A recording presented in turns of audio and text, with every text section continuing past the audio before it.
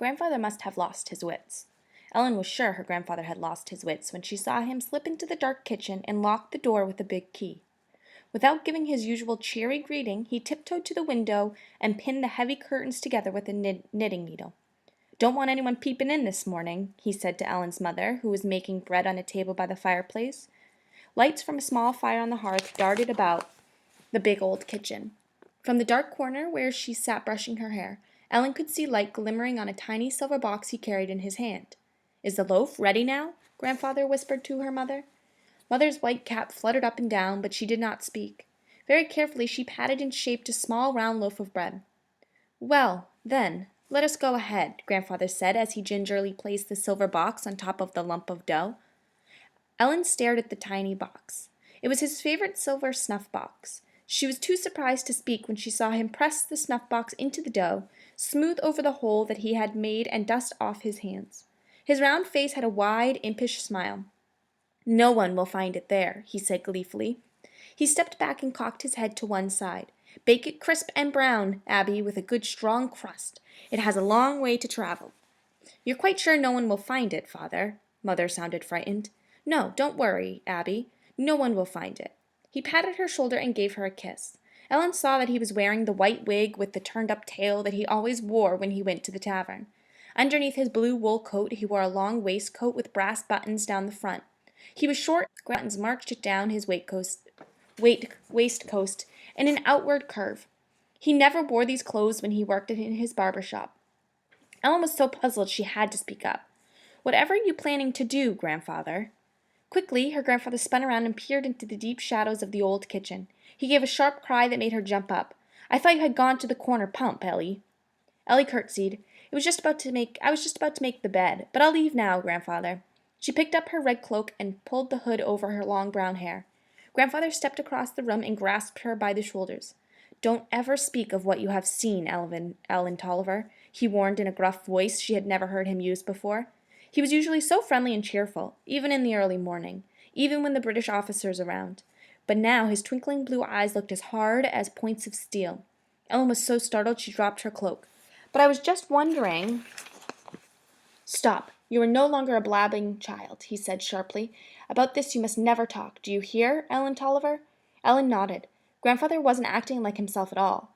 Suddenly, with his usual cheerful smile, he bent down and hugged her to his side. From under his wig she could see some of his sandy red hair peep out around his forehead.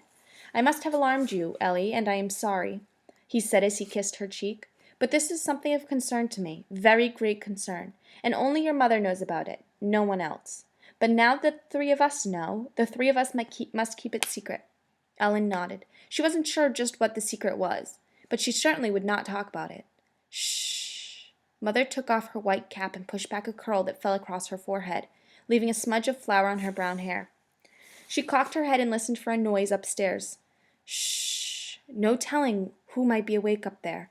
In the bedrooms upstairs lived 6 British officers who had moved into Grandfather's house when the Redcoats took New York 3 months ago.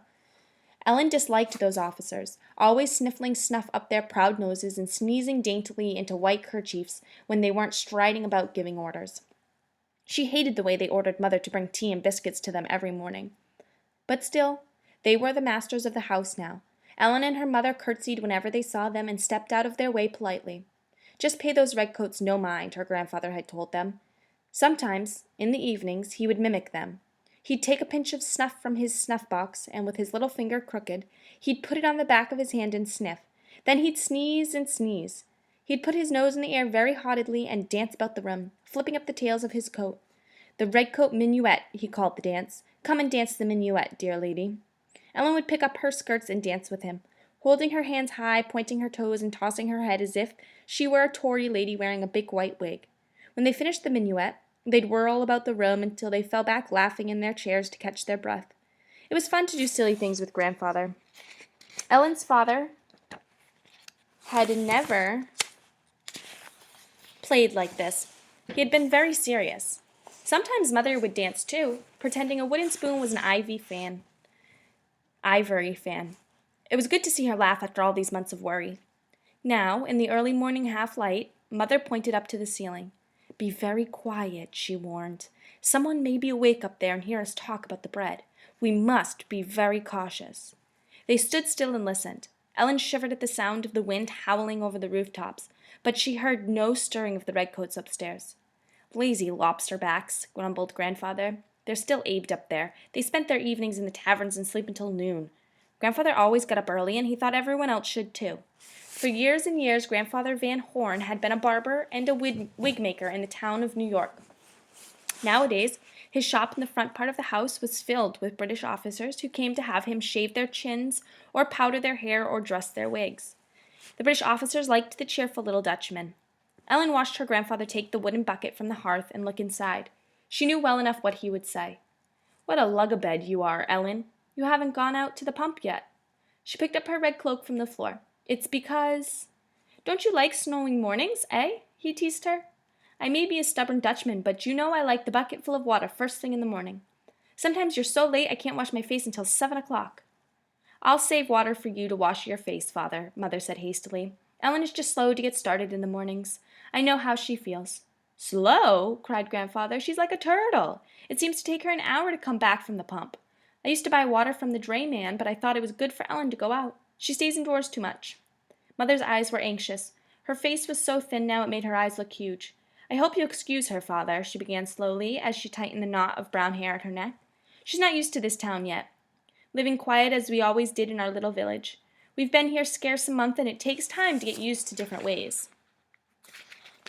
"Nonsense," said Grandfather. He poured the last of the water into a mug and handed the bucket to Ellen.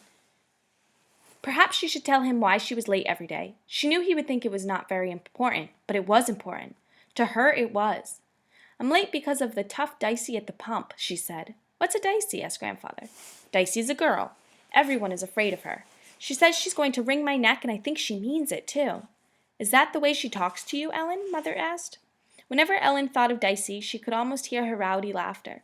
It gave her a hollow feeling in the pit of her stomach. "She screams at me, and I have to go to another pump farther away." "Fiddlesticks," said Grandfather. "Just stand up for yourself, Ellen. That's what I did when I was a boy and small for my age." Ellen doubted she could stand up for herself when Dicey went blustering about like a tough butcher boy. "Ellen's not a boy," Mother said quietly. "She can't roister like a boy." "Oh, double fiddlesticks," said Grandfather impatiently. "She could talk back to that little girl at the pump." "Dicey's not a girl," Ellen protested. "She's bigger than I am, and she's mean." "Talk back to her anyway, Ellen," Grandfather urged her. "Don't be so meek and mild." Mother seldom spoke sharply to anyone, but now she folded her arms and looked at Grandfather. Her father wanted Ellen to be ladylike, she said. "You remember my husband was a schoolmaster, college educated. He knew all about training children." "Yes, I suppose he did," said Grandfather. "Indeed, he did," Abby said firmly. "He was very pleased with Ellen's quiet ways and her pretty manners." Grandfather looked puzzled as he watched her put the loaf of bread on a long-handled shovel. It was plain to see that he didn't understand his daughter. She looked so much like him, and yet they were so different. "Well, Abby," he said, "your husband was a good man. A very good man indeed, but," he reminded her, "Ellen can have pretty manners and still be bold when she needs to be. She can learn to stand up for herself."